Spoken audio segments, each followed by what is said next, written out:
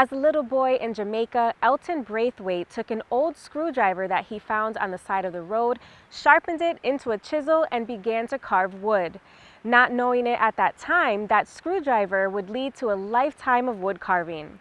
Today, more than 50 years and thousands of pieces later, he continues to carve as well as educate the next generation, and he shares his story with producer Dave Fraser. And this is my life. I spend my time alone most of the time, just carving and listening to music.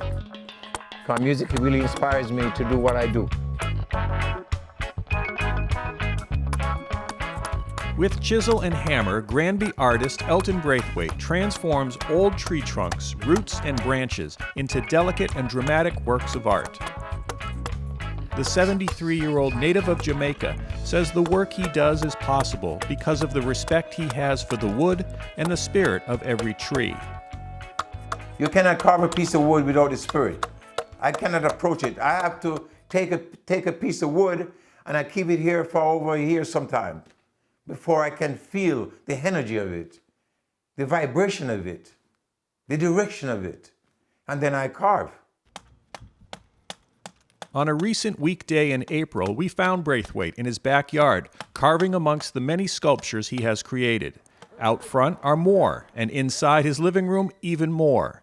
He describes his work as both unique and ancient. It is diverse and multicultural. It is spiritual, created first by Mother Nature, then revealed by the artist himself.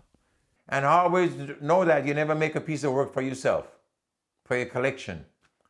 You always create for other people, for the world, to see something that never exists. Braithwaite was the youngest of 12 children growing up in Jamaica. He studied at a Jamaican art school, winning some awards and scholarships. He moved to this region from New Jersey in 1982, and since that time has become a familiar figure in both artistic and educational circles. Well, there's only one Elton so far right now. I won't be here forever. So that's my number one thing. Give it back. I really do classes also. I do classes here. And during that time, it's not only about carving.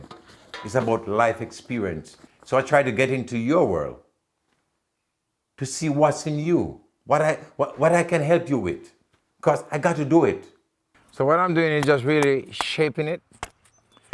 And this is the first process that you got to do when you carve. Braithwaite prefers hardwoods like maple, black walnut, cedar, and ash.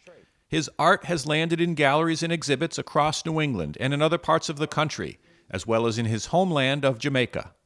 When you have the wood outside and it rains and goes through the weather, it changes and becomes its own. Because this wood is actually bleeding. You can see it's red inside here. But that's what was in the wood. You know, maple trees, they make syrup from it. And that's how all these things, you can see that is really true. It's a maple wood. The process of wood carving is hard work, I can say, hard work. The thing is you have to commit your energy, your spirit to what you're doing. Using a mallet and have a chisel in this hand and going like this all day long is not a joke.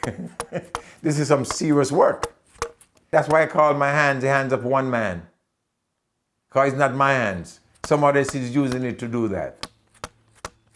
It's a great energy. It's a labor of love. I've been doing this all my life.